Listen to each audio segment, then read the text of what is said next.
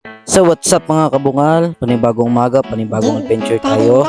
So dahil kahapon ay hindi tayo nakasama sa mga kaibigan natin, pumunta ng ilog dahil umulan ng malakas. At ngayong araw ay nag-request si Mami Dragon, araw ng Lunes, na pumunta tayo sa Crocodile Farm. So halina, samahan nyo kami at para makita natin kung ano bang mga nandoon na klase ng hayop na makikita sa Crocodile Farm. So tara na, let's go!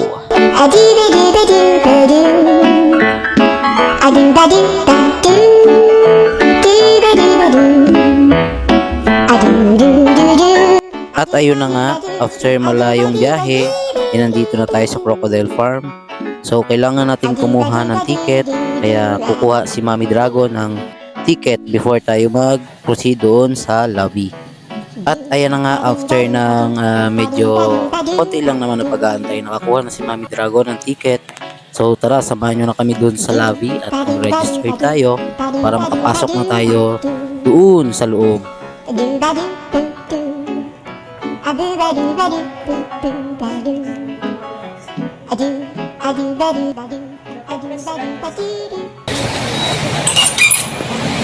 Isang pangalan lang po sa inyong dalawa. Paantay lang po sa loob. Wait for your in-house guide po. Picture taking po muna kayo. Okay lang, Lang siya sa okay lang. Ano po? Okay lang, Opo. take Okay video. lang. Sige po.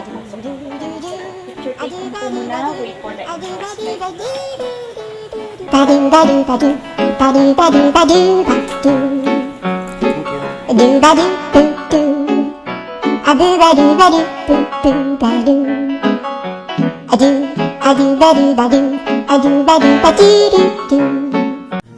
Okay, tagal kitang hinanap. Okay, tagal ko ring nangarap na makapiling ka.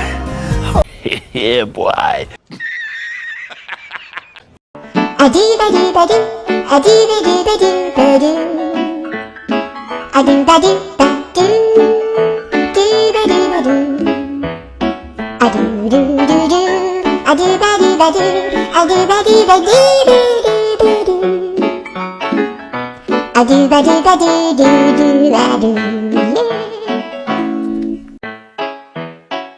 At ayan mga kabungal, share ko lang din na may mga kasama rin tayong turista galing sa iba't ibang lugar. Bola lang yan.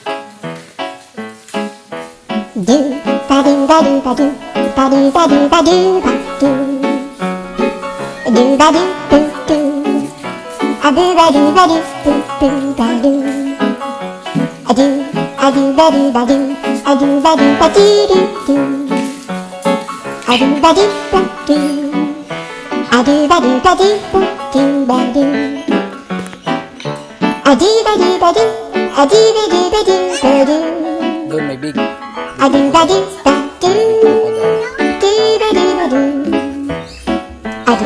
Alright, so if you're done po, let's proceed to our big crocodiles. Pero lahat po na nakita natin dyan sa loob is around 2 to 5 years old. So fit po or sakto po ang mga sizes nila for now in order for them not to jump out of their tank. Kapag sila po ay lumaki na, kukunin po yan sila dyan, ililipat po sa mas malalaki na pong mga tangke. That's why if you can notice, meron pong iilan na nag-iisa na lamang po sa mga tangke.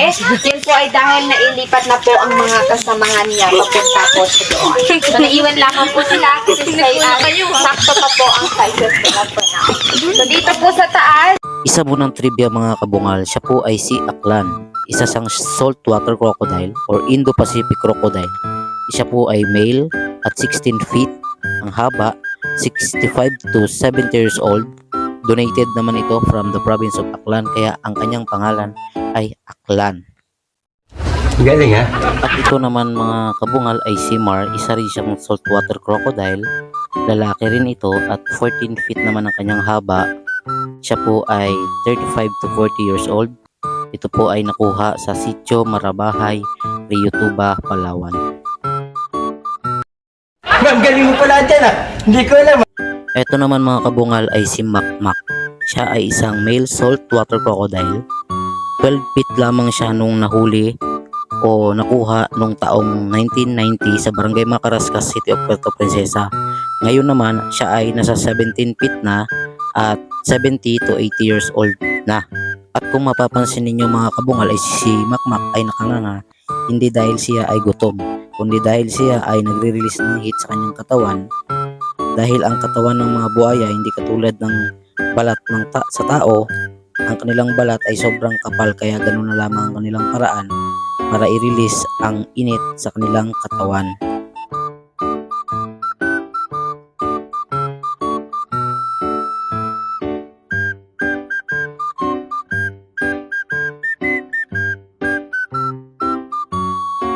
Huwag mong subukan.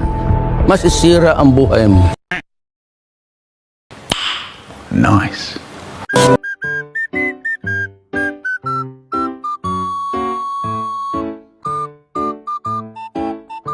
At ayan, hanggang dito na lamang muna ang ating video. Abangan ang part 2.